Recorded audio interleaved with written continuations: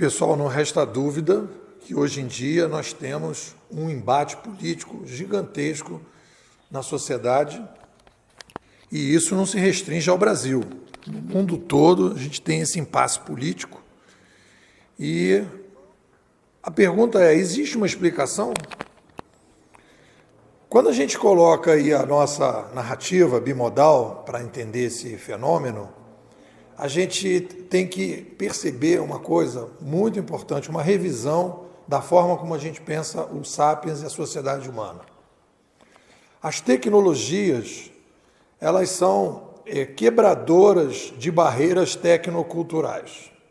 Então vamos lá, a gente inventou o avião, nós éramos uma espécie não voadora. Quando a gente inventa o avião, a gente passa a ser uma espécie voadora. A espécie passa a poder voar. Não quer dizer que toda ela vai voar, mas ela passa... Se um sapiens pode voar, os outros poderão voar mais adiante, a partir do momento da evolução daquela tecnologia em que você vai barateando o custo e as pessoas vão podendo fazer isso. No momento que o primeiro ser humano pisou na Lua, a gente deixou de ser uma espécie planetária, a gente passou a ser uma espécie interplanetária, né? O primeiro cara que deu a volta na Terra, a gente passou a ser uma espécie que podia olhar a Terra de cima. Mesma coisa quando a gente colocou lá o telescópio espacial que a gente pôde ver. Então as tecnologias têm essa característica e isso não está dentro da visão central das ciências sociais. As tecnologias não são consideradas dessa maneira. É uma revisão filosófica da tecnologia. Quando eu vou fazer os meus cursos, é a parte da filosofia da tecnologia. A gente precisa mudar essa maneira de pensar.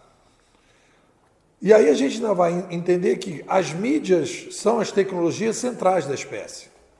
Quando a gente tem uma revolução midiática civilizacional, como a gente está vivendo agora, a gente abre a possibilidade de quebrar uma barreira do ser humano que a gente tinha anteriormente.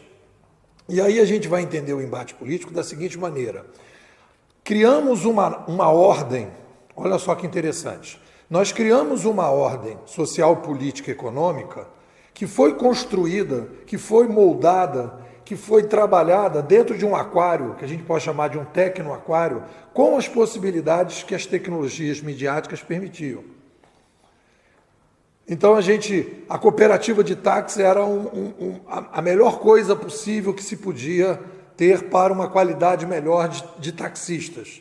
Era melhor do que um táxi que você pega na rua porque você tinha uma segurança. Eu quero ter segurança, eu quero que minha filha vá, eu quero que... Então você ia na cooperativa de táxi porque era um pessoal conhecido. O Uber é uma nova ordem.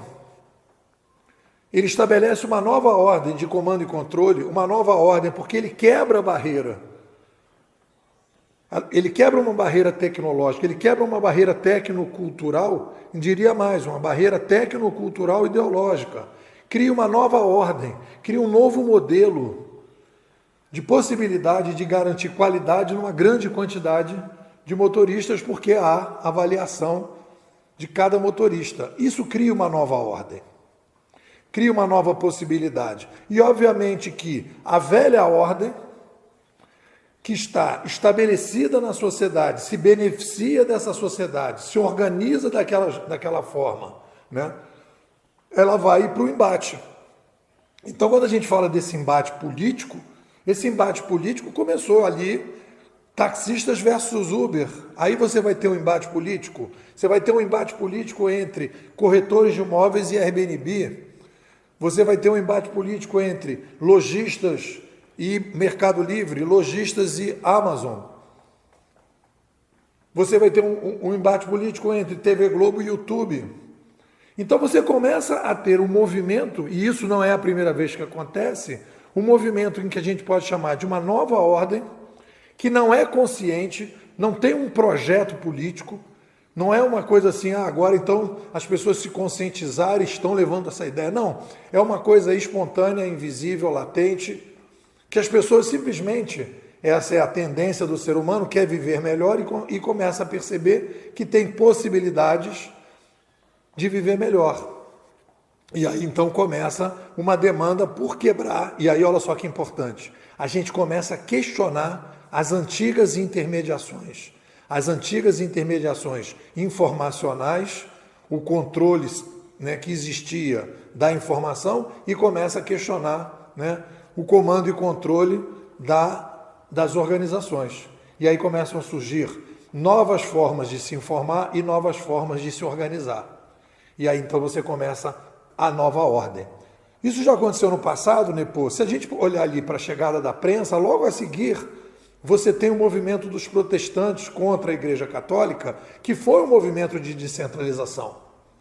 Independente da discussão política que possa haver, Lutero, naquele filme Lutero que eu sugiro que você assista, tem no YouTube, ele vai defender o direito das pessoas a interpretarem a Bíblia, lerem a Bíblia diretamente na língua nativa, quando tudo era em latim. A velha ordem queria o quê? Manter as pessoas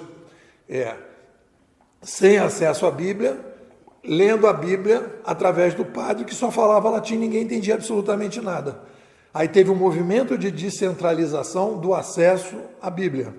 E aí, a partir daí, você teve uma nova ordem.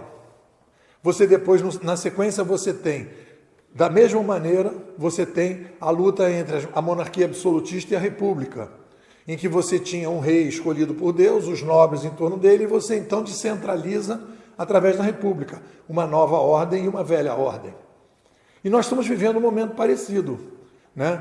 Em que a gente tem hoje a possibilidade de resolver problemas de uma outra maneira, com um novo modelo de comando e controle, através da linguagem dos rastros, que é o que a gente faz no Uber, que a gente faz no Waze, que a gente faz no Airbnb, que a gente faz no YouTube, né? Que a gente começa a fazer no Bitcoin, cada vez mais descentralização. Por quê?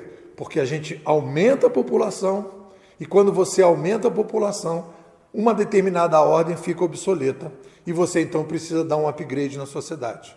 Nós somos obrigados a fazer isso, nós faremos isso.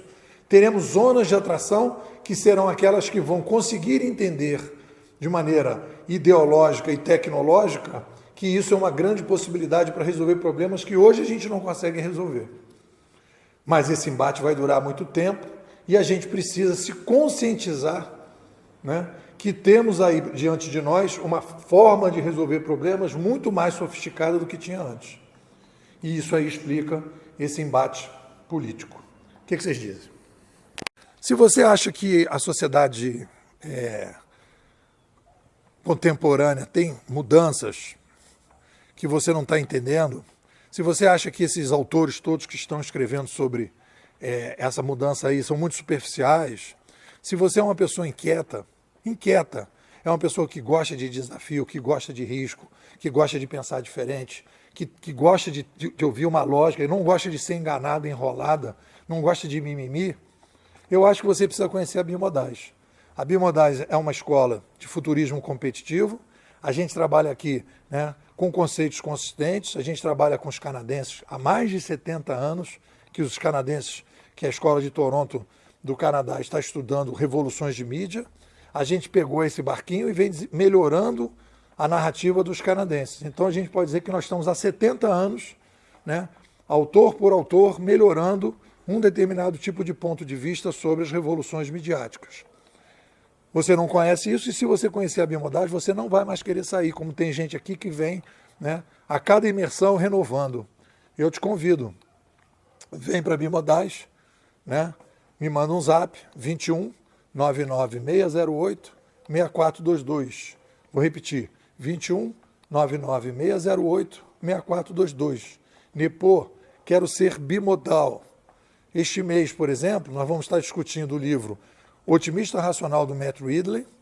Vamos estar conversando sobre a filosofia bimodal, fazendo uma espécie quase de um curso sobre a filosofia, mostrando um outro patamar de filosofia que nos ajuda a entender melhor o digital, né?